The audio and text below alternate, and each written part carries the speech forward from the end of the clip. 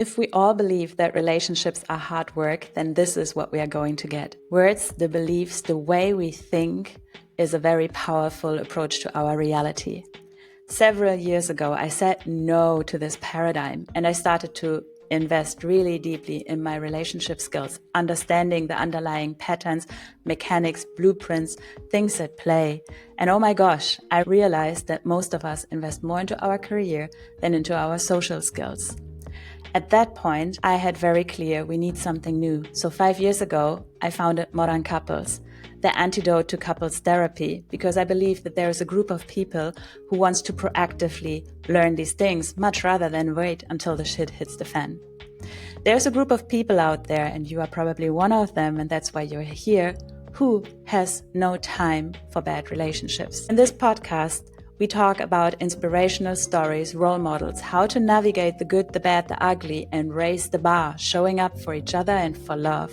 I speak with experts from different fields that potentially have never thought about how their expertise applies to relationships, but it does. And I share my own entrepreneurial journey. We talk about love, purpose, and growth. I invite you to listen up, not just with your ears, but with your heart. And share your aha moments, because that's what's going to rewire your brain to 10x your love. Ooh, I am excited for this one. Today, I have the pleasure and honor to talk to Anna and Kaspar. I will briefly introduce how we know each other, and then I will hand it over to you. I'm so excited to have you here. Anna and I went to university together. We actually studied in Maastricht together. It was not that our lives back then were like largely intertwined, not at all. But then, like over the years, when once each and every one of us went on our own journey, I think it was through social media that I thought, oh wow, like we actually have some shared interests, and I reconnected. And last summer, 23, we met at a biohacking event in Munich, and it was so nice to see you again. It's this moment of like 10 years later, who have you become? And all of a sudden it's like, wow, we share so many values. So that was really nice. And there I also got to meet Kaspar, your husband, and the two of you were back then expecting your second child. Now I think it's there. and and I got I got to experience, Kaspar, one of your breathwork sessions, which really felt like an advanced experience. I got to experience some new techniques, and you were playing handpan, and we were out there in the garden under the sun in Munich. It was a wonderful experience to see you in your zone there. So yeah, this is how I got to meet the two of you together. And for this interview, especially when I talk to couples, I would love for each and every one of you to explain, no, to introduce us to the other person. So Kaspar, who is Anna, and Anna, who is Kaspar, in a way, that is not on the website to find. Who is this beautiful soul that is in your life? Is there anything that's not on the website? I don't know. This is my amazing wifey, Anna, and she's absolutely wonderful. I'm just getting lost in your eyes now. I'll try to make it not too cheesy, but I am pretty cheesy with these things. Anna is extremely intelligent and extremely funny, and she's a natural leader, and she is an amazing musician and a really wonderful mother. And yeah, in the last 7 years, she has been my anchor in my personal and professional life, keeping me sane and always with a very powerful but gentle presence in my life and in the life of our kids, and also a big inspiration to our community simply by existing without trying. I mean, you work very hard. She's a very hard worker, but somehow also just naturally attracts really incredible people around her and really incredible circumstances. And also me. Lucky me that you've also attracted me. It's my best manifestation just yet. Yeah, that's good to hear. Is that good? I think that's pretty good. That's pretty flattering. Thanks. Mm-hmm. Yeah, so Kaspar is my wonderful hubby, wonderful, handsome hubby. And there's a lot of things that people already know about him that are on the website, and that people have experienced in working with him, in meeting him. But what really stands out for me is that he is somebody who is so incredibly kind and always looking for a way to serve people in a really honest, in a really, really grounded and ethical way. And in that, he's also a wonderful father to our children. I honestly couldn't imagine a better father for our kids. I said the other day to him, like, oh man, I wish every kid in this world had a dad like you. And I really mean it. And in our relationship, I'm just so grateful that I get to be inspired by Kaspar every day, because there's so many things that he's interested in, so many wild new concepts and ideas and interests and instruments, especially, that he brings into the house. So never gets boring with Kaspar. His brain also works in a way where he just manages to draw connections between things that I would have never thought to bring together. So I'm constantly inspired by the way he thinks, the way he orchestrates ideas. And with Kaspar by my side, I really feel like everything's possible. So a lot of the things that I've stepped into since being with Kaspar is based on his trust and sort of his, it's not even that he says it necessarily, but there's just the sort of sense in the room when he's there is that things are possible. Just go for it. Just do it. Right? Like there's absolutely no doubt that things won't work out. And that's really something that I appreciate so much. So I've really grown through our relationship. And especially in the sense that I feel like he's the first ever, and I've had great relationships in the past. I've never really had somebody by my side that mistreated me or made me feel like I wasn't worth being treated in a good way. But with Kaspar, I really feel like he appreciates every side of me. Because in the past, in some relationships that I had, I always felt like there were some points of connection and other elements of my character, of my being, certain things that I was interested in that weren't necessarily valued, were maybe even rejected, couldn't really come to surface so much. And in our relationship, I really honestly feel like I can 100% be myself, and I don't have to hide any element of myself, which is incredibly freeing, and it has really inspired me to, I think, become the most authentic version of myself yet. That's what I should have said, the last part also. I just want to add that. Copy paste. It's like, that is, when some people ask me, what is modern couples? It's like, it's this idea that we show up for each other in a way that we individually become the most authentic version of ourselves, but really enabled in the relationship and supporting each other and creating something that ripples into the community. Even like for me, the relationship, the way you describe it, I feel like this might just be the episode where everyone listener goes to forward it to their partner and be like, I want that. This is what I want. Like just what both of you described. No, okay. Get out of here.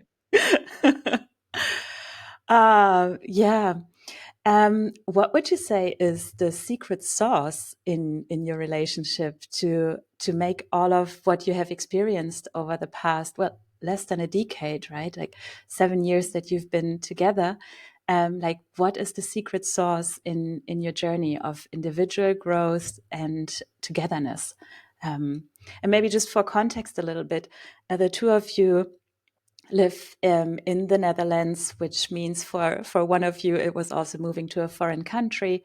Well, we studied in the Netherlands, but still, you have 2 kids together. You are living in a patchwork setting. So there's also a third kid joining home every now and then. You have businesses together, or you run businesses individually and together. What else is there in the setting? Well, I would say the high performer label probably is true for both of you, being biohackers or in the scene and really wanting to thrive in life. And those are many things to juggle together. So what has helped you over the years to always come back to each other and make all these things thrive and grow. Yeah, it's funny because all these years, I feel like we're just getting started. Yeah. And for me, I think we have a really high alignment of our core values. And that one really high value that we both carry is that we want the other person to be in their fullest expression. And that there's very little, I wouldn't say no, but that there's zero, but that there's very little attachment to, I need you to be a certain way for me to be okay. So there's not a lot of entanglement in that sense, where her honest and most authentic expression is really the thing that I love seeing most in her. And also feel invited to just be the highest expression of myself without her being like, oh, but I need you to show up in this way or in that way, otherwise I will feel unsafe, so please, these kind of subconscious messages that couples send to each other of like, I kind of need you to be more like this so that I can feel more the way that I want. So I think that we both feel very free, and that we both understand that freedom is cultivated through commitment and not through keeping all of the options open, or always, you can have anything but not everything. And I think that we've both very consciously chosen for each other, also effortlessly in a way, because the choice for each other on a heart and a soul level is effortless. But then to actually make that practical and workable in the 3D world, that we both are very willing to put in effort and to make sacrifices. And it's really funny how kind of there's an effortlessness to the amount of effort and sacrifice that we're willing to put in. It's kind of like, that's what I feel like, that those two are very much in balance, that we just know it takes work. It's not going to be easy. It's not going to be simple, moving to a new country, having a patchwork family, both running businesses, working from home. Like, there's a lot of work in there. But if I speak for myself, building that life that we have together is kind of the ultimate artwork, the ultimate creative expression that we can make together. So it's like, even through broken nights and the kind of hours that sometimes you need to put in this in this line of business that we're in, and all of these things, it's kind of like, yeah, it feels like we're building a beautiful art piece together, and it's like the best thing that we could be doing with our life. To have this kind of the relationship be a foundation for all the other things that we want to do. That's what I think. Yeah, you basically said exactly what I was going to say in better words. Oh my God. But I think one thing I would love to highlight there is that I think we both really want the best for each other. So there's so many moments where both of us also make sacrifices in order to make sure that the other person feels well and that the other person has their needs met. And it always feels like we're playing on the same team. And this is something that I sometimes see other couples struggle with, is that at some point, especially when things get challenging, there's this dynamic of like, oh, what do I get out of this? Rather than what can we do in order to make us work? And what can I contribute so that my partner feels supported, so that our relationship is supported?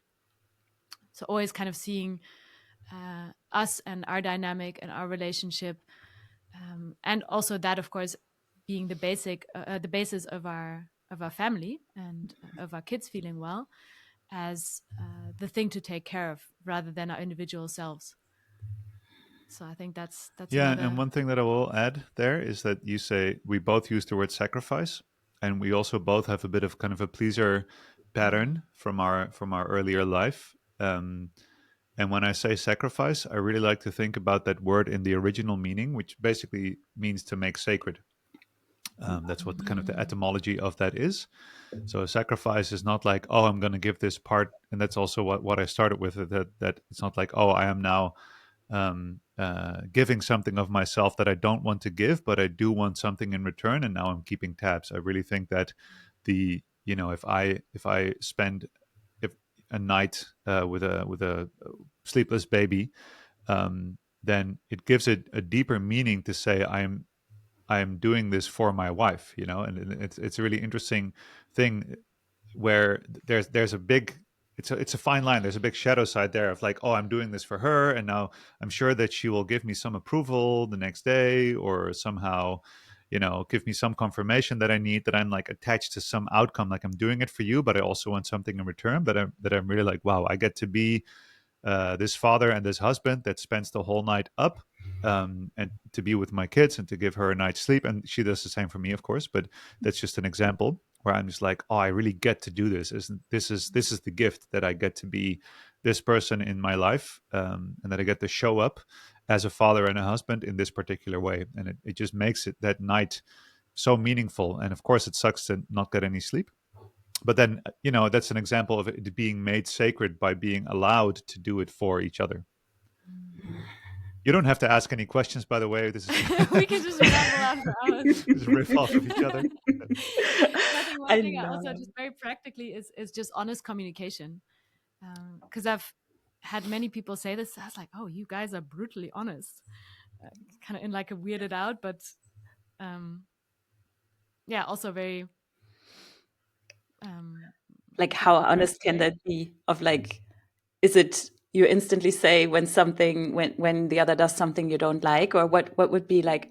There's this term of radical honesty, or saying the things as they are, and especially when it comes to communication in the couples coaching and therapy world, there's like so much, right? So many books on, be it nonviolent communication or like scripts of how to have an argument on how to do these things. And I have my own approach to it and also a personal opinion about this, but like, how does communication look like for you in a day to day? Because you need to make sure that the kids are taken care of, that the business is running, and also that your relationship feels like it has a priority and is seen. I think the most important thing is that, at the foundation of our relationship, we don't have the existential fear of being rejected at our core for saying something in a certain way. So I can say anything, and it will not make her love me any less.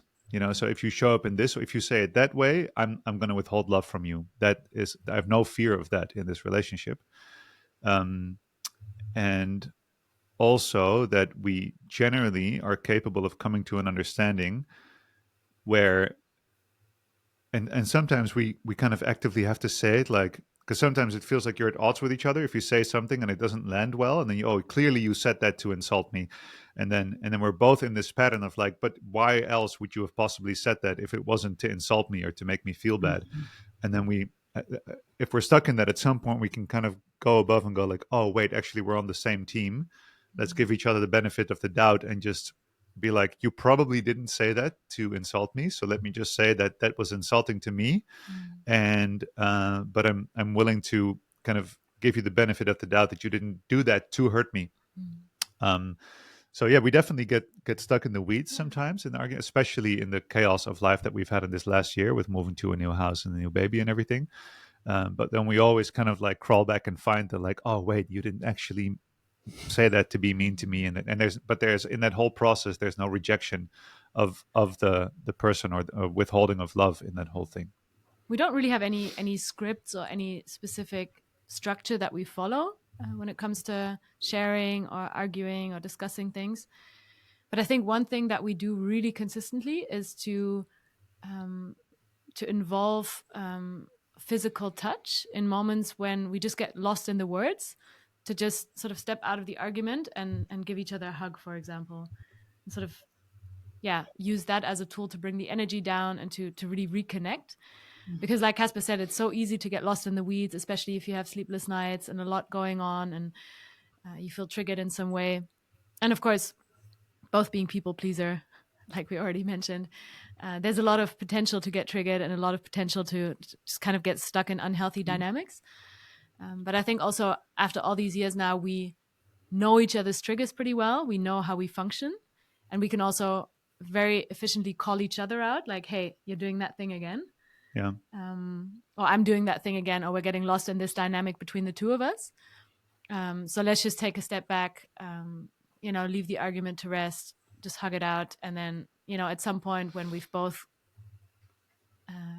come back to a point where we feel safe and where we feel a little bit more clear-headed, maybe also to come back to most of the time find that the argument wasn't really so. I think I have a script for that. There's something that I find in that I need to like access this script if let's say we're arguing or something like that, and then when I really, the thing is that you're super intelligent and you're super good with words, and we're both pretty good with words. This our work. So it's easy for us to get into kind of like a joust of argumentation because it's something that we're both relatively good at. And in those moments, if I can find something inside myself of like, okay, but why am I throwing all of these words at you? Is because I'm trying to crawl back to the connection point. So it's kind of, we both go into our head, survival pattern, and then I have to like transcend into myself and be like, okay, but what do I really want right now? It's like, oh, I'm actually trying to connect to you and I'm using my words, but they're failing. And then what I, for example, say is like, okay, so for me, I feel like we're just arguing now. And what I really want is to feel connected. And then what I have to say, because I'm really annoyingly stubborn, because you know it's all in those moments. I'm like, if I can just find the right words, I can be right. You know, if I can just tell the story, but it doesn't work that way. So then I have to. The script that I access is like, what I really want is, and then I say what I really want, and this is not working, and then I have to say to myself, actually, because I don't know if that's what you need to hear, but I have to say to myself, like, I'm willing to acknowledge that I'm wrong or that I'm not doing this in a way, in a good way. But I'm this is just my best attempt. But I'm willing to completely say that you're right and that I'm wrong. But how can we find a point of connection there?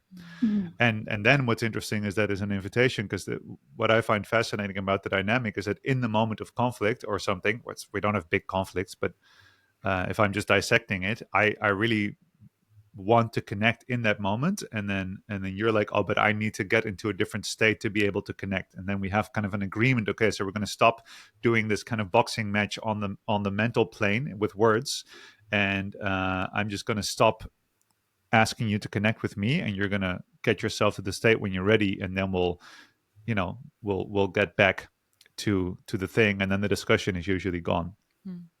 And so yeah, I think that is again what we said in the beginning, that we usually have some type of a bird's eye view where we're like, oh, but we're on the same team, so let's find a way to kind of reconnect in those moments.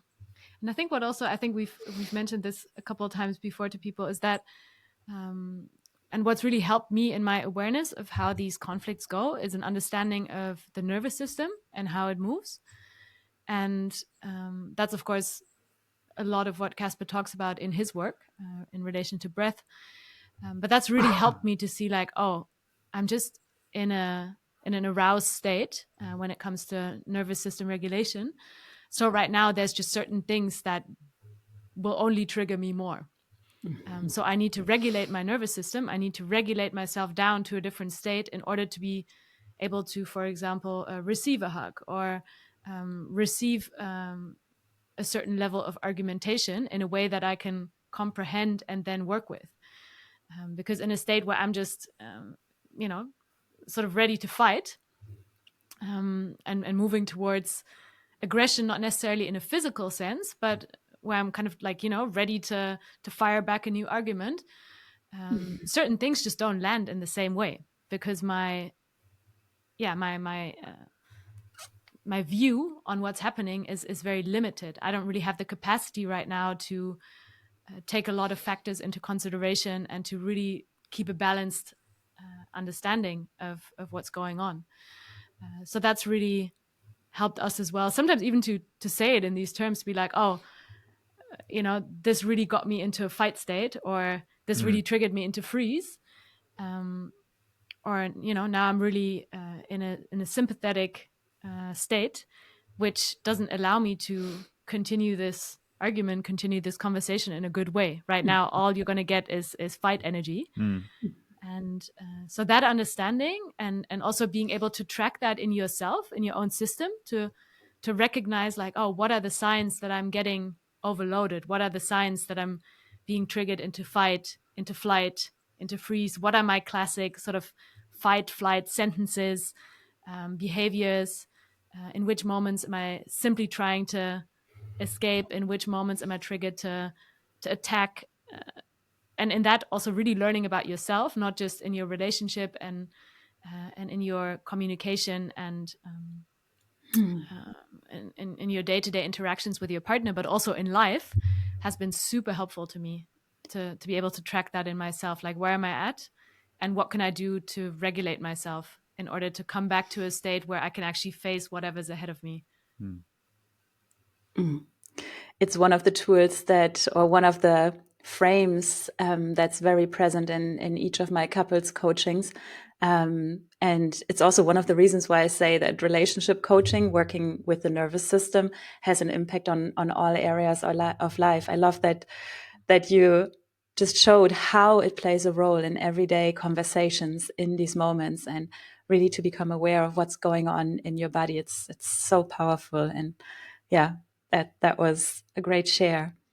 So I noticed that many of the couples that call me, also the couples that are watching this, are usually coming from a state where something happened in their life that said, oh, we need to find new tools, new solutions, new inspiration. And it's oftentimes a critical moment in their life. As a couple, this one argument, that just goes to a deeper level of really like, is this relationship it or not? Like, that's usually the moment when couples call me or individuals call me. And I wonder, because you seem to have such a deep level of trust in each other, in the relationship, and really like, you are going to do this life together. It's like, yeah, like what you radiate is a clear 150% commitment to each other and to this life together. What helped you form this trust? Was it just there from the beginning on? Usually there's some testing in the beginning in a relationship, or these crucible moments that I just mentioned of like, whoa, we are really in a conflict state that goes deeper than anything. But then if we overcome this, then we actually learn, our nervous system learns that we are safe with one another, and we can take on these challenges together. Short interruption, because this message really needs to go out there. The quality of your relationships impacts the quality of your life. It is, in fact, the key factor. And here we are, fearing and shying away from commitment, shying away from the emotional work, when really this is what distinguishes us from the machines, embracing emotions and learning how to embrace differences. So modern couples, what started out as the small coaching business has turned into a university, or I like to call it a universe. It is the place where ambitious leaders can upgrade their relationship skills up front. It is the place where couples turn to when they wonder, should I stay? Should I go? Where we explore, if necessary, the graceful path of uncoupling. And it is also the place where we newly introduce bespoke matchmaking for ambitious individuals. If you are interested in any of that, because really every phase of life is an opportunity to grow your relationship skills, check out modern-couples.com. Once a month, there's a free masterclass where you can meet me, where we can connect, as well as if you like more the one-on-one approach, there is a limited amount of free discovery calls. See that you can get hold of one of them, and I hope we get to connect. I look forward to elevating your relationship. What would you say were like the things that helped you really grow stronger together in the course of your time together? I think when we met, we definitely, like Kaspar already touched upon briefly, we didn't necessarily have the best outside circumstances to make this work, in the sense that I was still in a different relationship that I was ending. Kaspar had just gotten divorced. I was living in Berlin, and I had my whole life there. I had my job there. I had my friends there, my apartment there. My whole life evolved around being in Berlin. Kaspar was living in the Netherlands. He had, his daughter at the time was quite young, and there were so many circumstances that, sort of looking at it from a very practical point of view, made it relatively difficult to make that choice, actually. And there were also, at least in my life, a lot of people that said, like, wait, like, this guy's probably just rebounding, right? He just got out of his marriage and he's living in a different country, and how could he possibly be serious about this relationship? And I just had this deep sense of connection that I felt from the start, where that gave me the curiosity, and it almost gave me no choice but to explore this. So the choice that I made for myself at that time was to go for it and to just see what happens, because the connection that I felt to Kaspar was so strong that I think always would have, if I wouldn't have given it a shot, I would have always regretted that. And that was somehow like an inherent sense that I had. It's like, okay, I'd much rather go for it and see it fail, and at least not look back on this thinking I haven't given it my all. I don't want to live my life regretting that I didn't give this a chance. And I think because there were so many moments where both of us could have very easily stepped out of that dynamic and said, like, look, it's just too difficult to move to a new country. It's just too difficult to make this work as I'm still going through divorce, as I'm becoming a single parent right now, as I'm having to give up my entire life to make this relationship function. And all of these reasons would have been completely legit, and would have probably also made it easy for us to stay in touch, because it wouldn't have been personal in that sense, right? Like, there were so many easy ways out, so to say, that would have been super understandable, would have been very easy for somebody to sort of note and be like, okay, I get it, like, it's not about me, it's just really about the circumstances. But because both of us kept making that choice and kept moving closer together and kept making these sacred sacrifices to give it a shot, and to me, at least, this is what it felt like in the beginning, was just always another step to making it work, but not necessarily with an expectation of, oh, we're going to live our life together and we're going to have kids together and we're going to have this beautiful family and work. Like, none of that was an expectation. To me, it was really an exploration of, like, hey, what if I add this to the mix? What if I make that small sacrifice? Where's that going to get us to? So what's that going to feel like? And just sort of take it from there, take it step by step. And because there were so many moments where we consciously chose that we wanted to continue on this journey together, at least I can say for myself that I, with every step, started building more and more trust in the fact that I'd chosen the right path to embark on, but also just in us as a couple and in our dynamic. Yeah, one thing I find interesting is a pattern that we see in our work.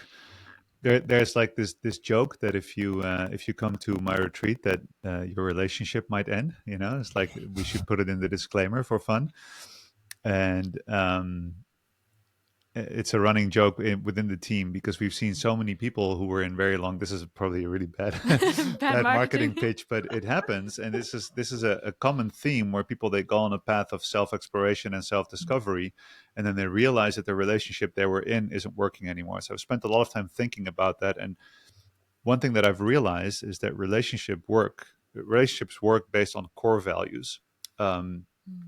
And they're at the core, and they're usually quite deep inside ourselves, and they don't necessarily work based on interests. But most like surface level things are like interests, conveniences. And conveniences is not just, oh, we live in the same country, we're in the same phase of our life, you have the same job as I do.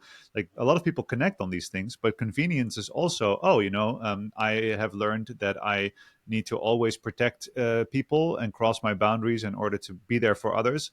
And this other person has learned, like, oh, I always need to be taken care of because I'm weak. So you have a savior and a victim, and that is a convenience. And on a surface level, that shows up as, oh, this relationship works because, for example, you find yourself defeated after a long day of work, and I get to be the savior for you and be there in that way. And then both of our patterns kind of interlock perfectly. But at the surface level, that could just mean, that you're reaffirming a trauma and unsafety, something that at the core you feel is wrong with you, and this other person is patching it at the surface level, but while at the core level you might actually not be aligned at all.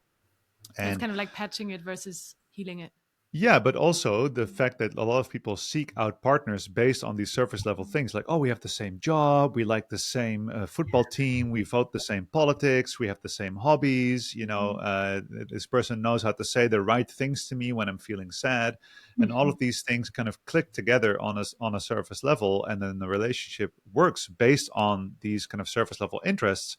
While actually, after some years, if one person starts to change their behavior on the surface, they start to change their interests, their politics, their hobbies, they get fascinated by a completely new way of life, then they suddenly realize, like, oh, now that we are moving away from each other on this surface level, actually now it's being proven that we were never aligned on a core level. Because if you're aligned on a core value type of level, then it doesn't matter if the other person has a different hobby, even though you used to love doing this hobby together, or even if you're like connected on politics and this other person goes way to the other end of the spectrum of politics, that can be completely safe within a relationship if you feel safely attached and aligned in your core value system.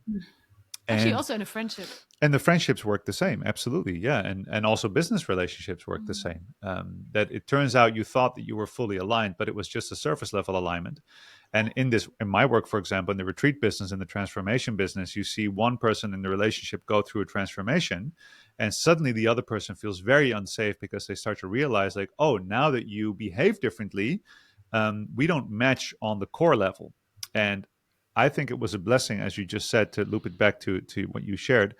It was a real blessing that things were so inconvenient, and that I was kind of like a lifestyle entrepreneur type of person, traveling the world, and in that way, and you were in a corporate, I mean, and that's the funny thing, you were in a corporate environment, but the corporate environment didn't really match your core values because you're a very free spirited person, and there was a lot of inconvenience in the sense that you lived somewhere else. But there was also that we were both not looking for a relationship. I was like, I'm single for the first time in 15 years. I'm definitely not. And I said this also to Anna when we first met after our first date.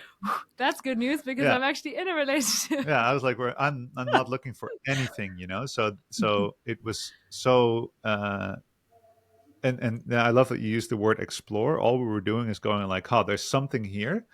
And then all of these other things, really good reasons to not make it work. We both didn't need to have someone in our life in that moment. So we were also not functioning on like, oh, I'm alone for the first time in 15 years. I have to have somebody around me now because I don't know who I am without. I want to know who I am without someone around me. But then I realized that looking in the mirror of this kind of unconditional love was the ultimate way for me to get to know myself. Um, so I think, yeah, a lot of people, when they come together, they're like, oh, we have the same job and we like the same things and it's all just working out so effortlessly. And then it's always like, well, that could also be masking that you don't match on a core level. And we didn't have that pitfall of any hidden unmatches, because the only thing that kept everything stable was the places where we did fully connect, and they had to be really core level things in order to make those choices to actually be together. Yeah, 100%. Because I think for us to connect, like you just said, I mean, we had a lot of also shared interests, for example, which brought us to the same place in the first place. So we actually met at a biohacker conference as well. Well, that one you just referenced in the intro, that was our official Different 4-year edition. anniversary, I Yes, think, yes. or 5-year. 4 or 5 year. One of the Since we first had years. met. Yeah. 2017 we met. Yeah. Yeah. So in that sense, it was, of course, a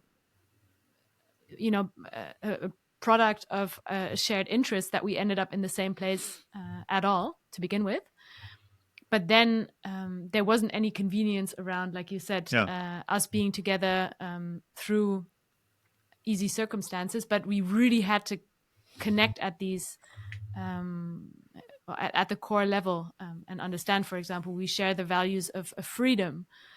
We share the values of, for example, honesty. Like those are more which in a way seem very abstract, maybe at the beginning of a relationship, especially where you're really trying to latch onto very specific things like, oh, I like this about that person, I like that, and this is what we do together, and this is what makes me feel good in spending time together. But I think we had the blessing of really having these underlying synergies uncovered very early on in the way that we had to relate. Yeah. And I think one thing that I'll also say about that is that we both held our personal development to a very high degree, because you were, of course, faced with the very intense dilemma of, I am in a relationship and now there's this other person, and you are not an unfaithful person at the core at all. So you were really thrown into kind of like a pit of having to work through your own shadows around that. And I was in a divorce, I was going through the worst grief that I've ever felt in my entire life. I was super devoted to this nuclear family with my daughter and our daughter, and the 15-year relationship, having spent this whole life together. I was going through so much grief. So we got out of, and those phases of personal crisis, of course, teach you a lot about yourself. So as we were both facing a personal crisis from the beginning of our relationship, our personal development and working through that was an essential part of that. And me figuring myself out, like, who am I even? And you the same.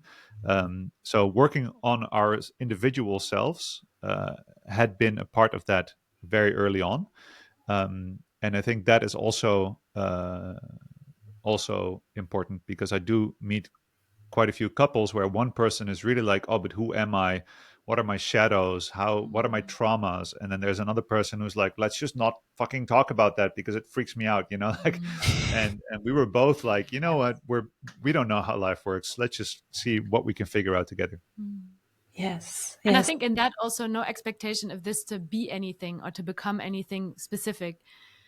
Because I think what a lot of people, or what I observe in relationships, is that people are sometimes in love with the idea of somebody more than the person themselves. So you're kind of looking at somebody and thinking like, oh, if only you sort of worked on this trait in yourself, you could be so much more. And, if only that changed about you, and I know you can change. I know this can be different. Then we would be such a perfect match, and we would fit together in a much more effortless way. And I think that was just never a way in which we approached this. There was no expectation of this to be anything at all. Also, I think because we both weren't looking for anything specific, there wasn't, because I think sometimes also when people are really looking for a relationship and sort of projecting what they're looking for on the other person in the beginning, and thinking like, oh, this is sort of my list of like things that I want in a partner. And I think you could be that, even if you're not that right now. I think you have the potential. And then you fall in love with the potential. Exactly. Especially I was like, at that age. Is that the father of my kids, or is that the one? Because I'm 35 now. It has to happen. And then you're like contracted because this person has to fit the mold. And then also, you project all of these things onto the other person without that person necessarily wanting that at all. And I think in the way that we got to connect, there was just this raw honesty of like, hey, we're not really looking for anything. We don't even know what we're looking for, to be honest. All that we can see is that we have a beautiful connection of some sort. So let's just explore and see where that takes us. And that's, of course, a big blessing. So it's difficult to reproduce because, of course, if you're in a situation where you've been looking for a partner for a long time and you have these ideas and wishes, then it's of course a very difficult, not difficult, but very different situation to step into a relationship from. But I think that was definitely one of the blessings, that there was no expectation on either of us to be anything at all. Yeah. I mean, when it comes to love, I think for many, it's like we have certain pictures in our mind around love stories, be it, from Disney, or from, how a wedding as an ultimate goal looks like. And then we lack a little bit openness towards how love could also unfold. And what I hear in your story is this uniqueness of your very, essence of your love story that unfolded not by planning, but by staying open to, its own life and its own growth, by every day choosing again to be it, lean in, or, offer something to the relationship and trust it, right? And make things work, but also holding its potential without forcing anything. And sometimes, I mean, Kaspar, you brought up the topic of personal development and how it challenges relationships. Sometimes it's really also like we standing in our own way by, wanting to stay in a relationship because it's the right thing, or not wanting to hurt someone. But really this, let's say, love is not enough to save or have a thriving relationship. It's like the foundation. But what you offer as well, this idea of like commitment to growth, commitment to, we don't know what's coming in the future, but we are here for it, and we will be able to, navigate that together. This is a commitment, and this is something where, yeah, you can still feel freedom in the togetherness. I feel like that was very present between the two of you. For sure. Yeah. I think this is also something that excites me in this phase of my life, is to dive deep with one person rather than to continue dating different people and sort of seeing different expressions of human connection. Yeah. And again, I totally understand if for other people that's different. And I think there's a lot of people out there that really thrive on this idea of continuing to date and continuing to explore how it feels to be with different people, and how to connect with different characters in different ways. But for me, that's just no longer so interesting. For me, the sort of path of development in the field of relationships and beyond really lies in diving deep with one person and really sticking to that commitment no matter what. Yeah. Of course, this isn't meant to say that if you're in a relationship that really doesn't serve you and that might be harmful to you, to sort of to stay on that path no matter what. But if you feel that at the core, this relationship is something that really helps you grow and that really serves you and that's aligned with who you are and is something that you want, to not get thrown off by challenges on the way. Because, I mean, let's be real, we do have our challenges. So, for example, running a patchwork family has been challenging on so many levels at so many different points in our time together. And that's something that we continue to work on, continue to learn about, continue to figure out together. But it's nothing that ever sort of at the core challenges our understanding of, this being a commitment for life. Yeah. It's just like, hey, how do we get to navigate these challenges together? Rather than, is this something? So that's never really a question we ask ourselves, like, oh, is this the point where we shouldn't continue walking this path together? But it's rather like, hey, we know there's a shared path. Let's just see where it heads. Like, let's see, where to find that. On that note, maybe also to bring it more into the now, like what are the two of you building these days, or what are you, what's your mission that you together want to achieve, to build? I know you are also working together, so maybe let's go more into the now and how you make that work. Yeah. Well, I mean, I think the most important thing for us is to, like, we're both, I would say, kind of generalists, expert generalists, that we're always interested in many different things. And the challenge there is that we both want to be equally committed to family life and our relationship and business life and all of these things. So that is really something that we are working on right now. And yeah, one thing that we really enjoy doing together is the facilitation work, making music together, facilitating psychedelic ceremony or therapy, however you want to call it. And what I love about it is that what I'm learning from Anna is that she is definitely goal-minded and she's capable of doing all of these things that I perceive to be masculine, like setting a goal on perfectionism and like achieving certain things that I've been stuck in a lot in my life, but that she does it from a very present kind of, like, she just just radiates her talents and her being and her presence, and then that kind of naturally evolves. And I'm really excited that is turning into like a co-creation that we're in together, that we get to spend really wonderful days just being in service to that work, and doing what we both love most, like making music together, being in that ceremonial space together, and that we're really enjoying every second of it. And like in this work, looking at each other like, wow, what an amazing day, or what a blessing to be. And we almost have like these telepathic communication on those days. And it's a lot of work to set up, and it's a lot of getting everything done. And it's like in a week where it's super busy, and then our only quality time together is us working together, but it really nourishes us at the core.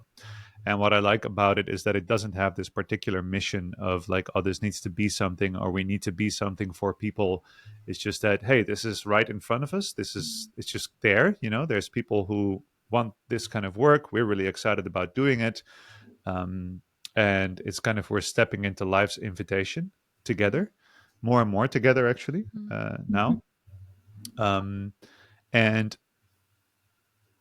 what I really love about it is that it's not, there's nothing on the line there. There's nothing like, it's not like, oh, if this doesn't work, then we have a problem financially or practically. Is that, my business is running really well. It's financially sound, and your personal work is the same.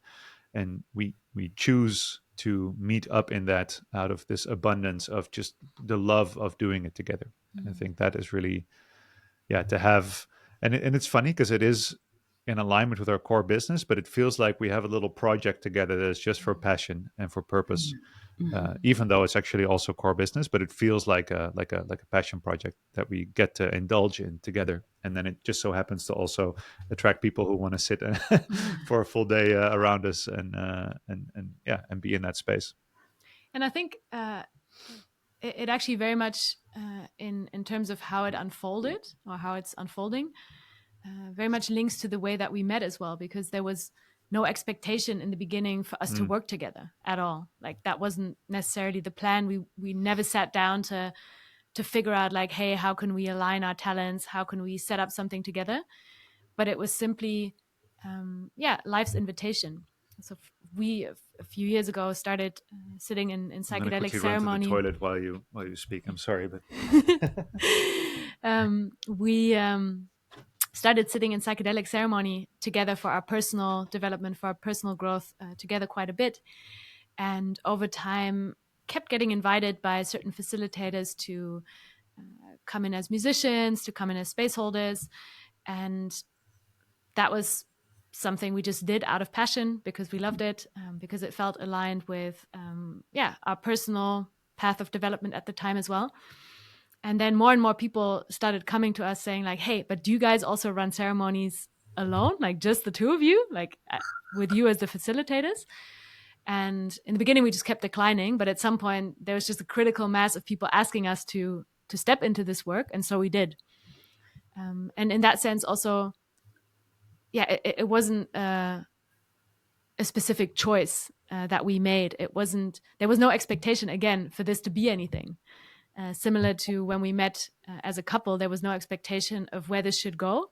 And also in this work that we now do together, there was never any expectation of this to, be financially sound, to take on a certain shape and form, to meet certain goals. And I think, again, because there wasn't any pressure from the outside on what it could be, we could just freely explore. And in that, it was actually able to grow and become all of that. Beautiful. And like, I have this theory that, we are living in these cities and modern day and time. And I think us as generation, we are really trying to somewhat bring back of the ancient wisdom that got lost. And I think when you mentioned that, when the two of you entered the first ceremonies, I think that was also the time when I first saw you on Instagram again, and it was like you were right there in the jungle and colors all over the face, I think. And but what I now hear is, not only like both of you have music in your heart and soul, and this moment when we sing together, or when we as a couple, as a family, as a tribe come together to sing, to be with the sacred, to sit in ceremony, like something happens that we have forgotten almost in our modern times that is possible, which is, the frequencies we tune in. And when you said, we always almost communicate without words, I believe that is possible, and I believe that yeah, be it conflicts, but also really harmony is created in those moments that lets us go beyond the logical right wrong, but more of like, we are building something together here. And both of you seem to be in that, in those spaces, in a frequency of giving to the community, be it because people see in the both of you the authenticity, the love, the healthy energy, and want to be in a space with you. But really what you're doing is something that used to be quite normal in a tribal setting, to come together and be in a space where you just feel welcome and whole, and where there's love and where there's community, and can totally see that in both of you. And this is what I really love about these spaces. What inspires me so much to do this work is that these are really the moments in life that I feel are most authentic and raw, which in a way is sad that our society has come to a point where we barely ever see each other cry, where we barely ever see somebody else going through a hard time unless we're super close to them. And in these ceremonial spaces, it's really beautiful to see how strangers walk in, and then at the end of the day, or at the end of the weekend or week, family walks out, simply because you've just been real with each other. Not necessarily because you know each other for such a long time, or you know all about each other's lives. You've not necessarily even had so much of a deep personal interaction. You've just been real around each other. You've just shown up as yourself. And we so often see that sometimes we have chat groups, for example, with participants of certain retreats, and then even years down the line, people are still in touch, even though they just met for a weekend or they just met for 5 days. Yeah. And the connection seems so much deeper sometimes than a connection that you might have had with somebody you went to school with and have known for 20 years. And I think in that also, that is really the medicine to me in many ways. Not so much, I mean, of course, the substance, but also the authentic way of being around each other that is welcome in these spaces. And I think in that we've also really grown as a couple, and also as a result in our individual ways of showing up, is to really invite that in more into our work. So for example, when I actually first met Kaspar, he very much had his stage presence and his sort of behind the scenes presence, I felt. And the first time we met, I actually kind of had a sense of like, oh, he's a bit arrogant, and remember being quite triggered by that. And when I then actually met him behind the scenes, I was like, wait, that's a completely different person. Whoa. And now when I look at you in your work and in your personal life, there's not so much of a difference there anymore. So I think this work has also really helped us to embrace who we really are, and take off our sort of professional masks as we face our audiences and our work. And that's a big blessing. And I think that's also what inspires in, for example, seeing us work together.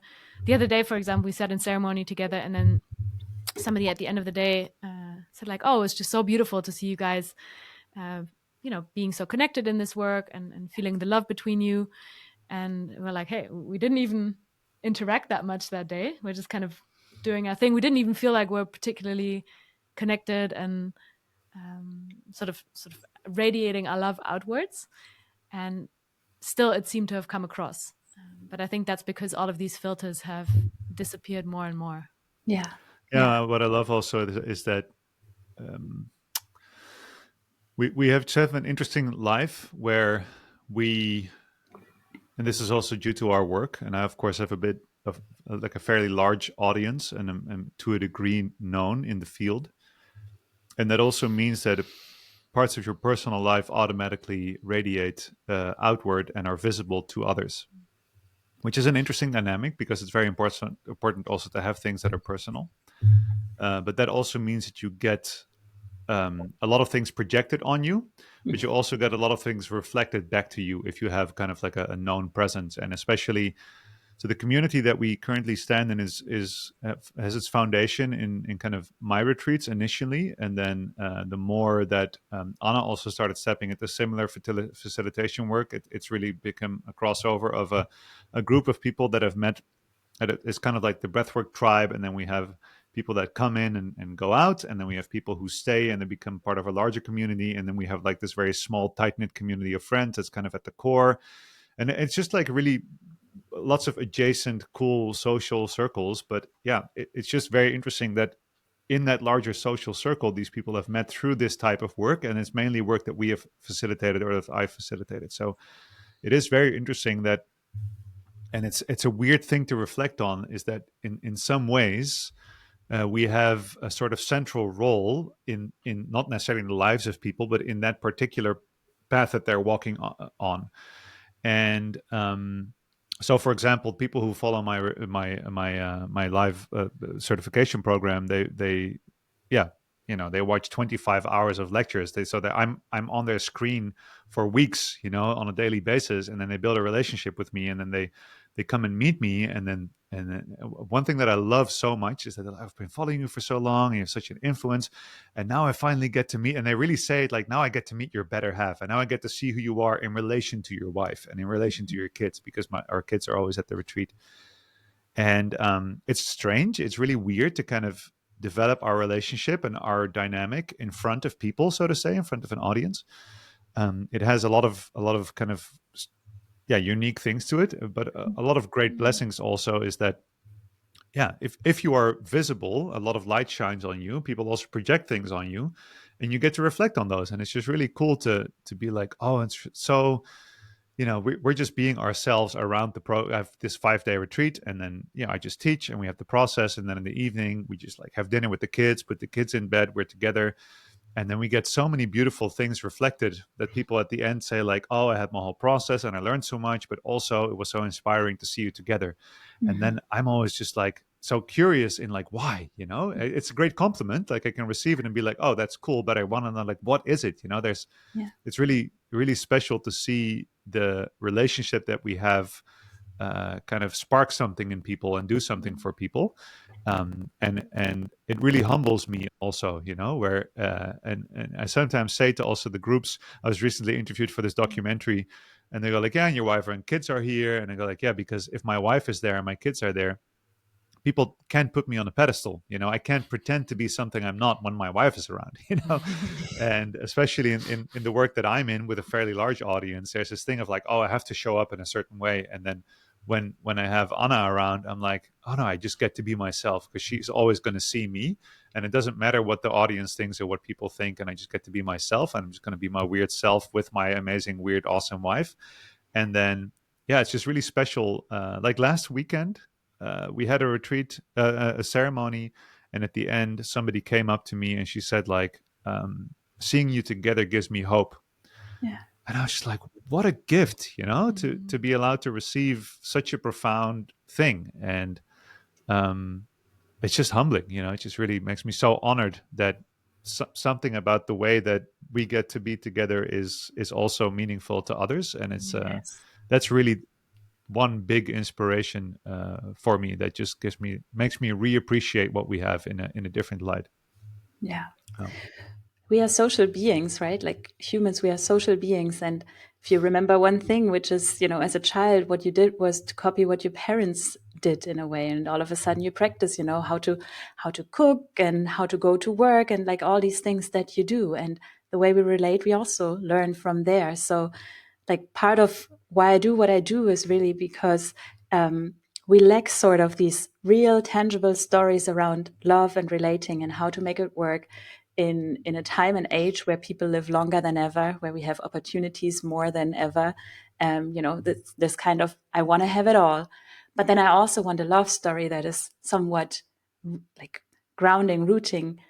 Where do I see that? And like, that's why I capture these stories, because they inspire. They not only they give hope, but also really they give us an idea of like, oh, I can tap into the energetics or the imprint that I got from Anna and Kaspar in that moment. What would they do in this situation? Give my partner the benefit of a doubt. Okay. And that's how we learn as social beings, kind of these memories that we can remember, can see. Yeah. And just to echo that with one more thing that I think is also amazing in our life that I'm really grateful for is that we have also through this work met the kind of people who have a same stance in life, and that we are not trying to project an image of our relationship to our friends. So if we are having an argument and our friends are, we live in a very communal way. So people walk in and out, and it's not like we're hosting guests. It's like, hey, you're in our house, then you're in our life, and you're welcome in every way. And we have the kinds of friendships who also have really incredible relationships, but also our single friends. And we kind of we argue in front of our friends, shamelessly, and then they actually are there to support us. So it's not, we are not this. You have you have this like, people in monogamous relationships have this idea of like exclusive monogamy, where what we have is for us and nobody else can be welcomed in that. You have to be everything for me, and I really love that we are very open in the way that we share our life with our friends, and that we have people around us, so also our friends, that share these same core values, so that we also get to be a couple in a broader social context of people that really have each other's, I should say, best interest in mind. And that we also really honestly get things reflected that we're working on by allowing people into our life. And it's the essence of that is, at least for me, what allowed me to do that is to allow myself to be very vulnerable around the people that I feel safe with. And I think for relationships, this idea of the nuclear family, of like, you find the one, and then you have these two people, they come together and you're supposed to figure everything out by yourself, and then you have your kids, and then that's your unit, and you need to be in your own house with your own things and solve everything together. I think real, open, raw, authentic, vulnerable living is also finding people and that you're safe enough with, that you can really invite them into the closest, most intimate moments of your life. And this is what we practice in ceremony, because in ceremony, everything is out in the open. You're completely raw and naked and authentic. And for that to be held in a sacred way is really special and really healing, just by being seen in your most vulnerable state and still being accepted. And this has been like the thread in our life together, is to seek out those spaces, and also to have the kinds of friendships and also have those relationships with our family as much as we can. So my mom, for example, lives in the house with us. She's super up close with everything. And the friends that we have, they all live from that basic idea of holding space for each other, and working on this, weaving this tapestry together, that is where you feel the connectedness, where you can kind of lean back into that social surrounding. And I think that is a really essential thing that modern society has kind of tricked everybody out of, in a way, to believe you're an individual, be by yourself, take care of yourself, don't lean on others, don't trust others. And I'm just really grateful that we have that kind of community, that we understand, like, oh, this individualism is a bit of a trap, it's an illusion. Humans need other humans, and if you can feel safe around other humans and be vulnerable around them, it's just such a blessing. It relaxes everything so much. And I think so. For example, we bought a new house end of last year and moved in March. And for the last 10 months, two friends of ours who also had a baby in our house in that meantime were living with us. He's an incredibly skilled carpenter who helped us renovate our house, and they were just a part of our little tribe here, with Kaspar's mother, with our kids, with their babies. So at some point we had basically 4 kids in the house, 2 of them babies. And of course that is a super raw way of being together, in a super authentic way. Because I mean, if you all haven't slept and it just sort of like showing up in the kitchen in the morning, like one eye shut, with all these babies around that are screaming and turning the place into a big hot mess, then there's just no way of sort of being polished in your way of communicating or in your way of showing up on the inside or outside. Yeah. And I think, yeah, that way of being together really nourishes us. And I think that's why we've always, as a couple, since we've lived together, had a very much like open house policy where people sometimes just stay with us for 2 months and come and visit and just really share our life and really share our life with the kids. Our kids are very much used to people being around, and I also very much see how that's influencing them in the way that they relate to people. But it's also taught me a lot around how to relate to each other, because especially if you, like Kaspar mentioned, have people so up close in their way of relating to each other and in their way of relating to each other differently than we relate to each other. We, for example, have some friends as well that are open relating. Actually, I think the only ever couple that I have successfully seen open relate. You should have them on, actually. I will talk to them in 2 weeks. Okay, I already great. introduced them. Yes. Incredible people. But because we get to be so involved in the way that they relate and they get to be so involved in the way that we relate, I feel like I've learned so much about our dynamic that I never would have learned without having that shared interaction. Yes. And for example, having another couple in that same phase live in our house as they're navigating these same challenges, and sort of seeing how they deal with it, how we deal with it, what's different, what's the same. It's just so rich. I can totally resonate completely with that. There is so much indirect learning, but very, very tangible learning in coming together and staying with each other in each other's places and spaces. And thank you for drawing these last pictures of how life in your home looks like and how family also grows beyond just the nucleus family for you. I think we are coming to an end. So maybe just last but not least, we have touched upon many concepts. I don't want you to leave with like, oh, I wanted to have said this one thing or like something else that came up. But is there something you still want to say before we end? But other than that, maybe just share with us like what's currently a topic without going into too much detail, but what's currently a relationship topic for the two of you that you are working on, just to give us an idea of like, oh, this is, currently a question that we have or a topic that we discuss these days. Prioritizing us. Yeah, that's the first thing that came to mind for me as well. In relation to having kids, having work, community, taking care of others, all of this stuff, and just to be like, oh yeah, but where's this singular unit that is you and me? How can we make time for that again? And yeah, I think that's now a priority. And in the last this year has just been one of those years where that isn't the central point.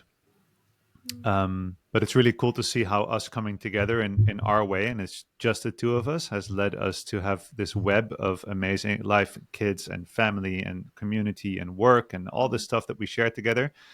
And I'm really excited in this phase of life where it makes total sense, the first 9 or 10 months of having a baby, for everything to be focused on that. I'm really excited about now kind of spending some time on really being us again, like really recharging the relationship in just the two of us, just being together, and to see what that can bring. Yeah. So, but it takes some work to prioritize that. Yeah. 100%. Yeah, that's the first thing that came to mind as well, especially with time being limited. There's always so many things that are potentially on the table, like, oh, I could do some work, I could do this, I could do that, and that still needs to be finished. And to really make that a priority, I think, is what we constantly have to remind ourselves of, and how much that is also an investment into the future. It feels like something that's, almost like kind of a guilty pleasure, like, hey, we could be working, but let's just hang out and go to the spa and do something for ourselves. So in that sense, it often gets deprioritized because it's like, oh, that's just for fun, like, and really at the core of it, us strengthening our relationship and making sure that we're good, even in these challenging times, is actually the most important work, is actually the foundation of keeping all of this running, making sure that we're energized to face the challenges that we're facing, that we can continue building this family together, that we can be the role model to our kids that we want to be, that we feel energized enough to run these businesses and feel inspired to continue on the path that we're walking on. So even though, and that's sometimes difficult for me to fathom, to be like, hey, it might on the outside seem like, just enjoying our time and nothing that's so relevant or not so productive, but actually it's the most productive thing. Yeah, it's like when we spend time together, sometimes it feels like we're sneaking off and getting away with something, which is kind of exciting in itself. Yeah. But I also saw kind of this picture of the relationship's nervous system calming down and bringing it to harmony.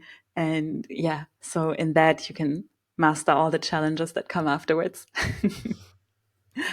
Thank you so much for sharing your stories, giving us a look behind the scenes, and yeah, keep inspiring people, showing up in this world in your most radiant, beautiful self. It was an honor to talk to both of you. Thank you. Thank you. Thank you for doing this work and for having us on. Imagine a world where emotional mastery, relational support, and inner work come before heartbreak, resentment, divorce, reactivity. And you know what increases the odds of your 10x kind of love? Taking people along, sharing this with the people that have the biggest influence on you.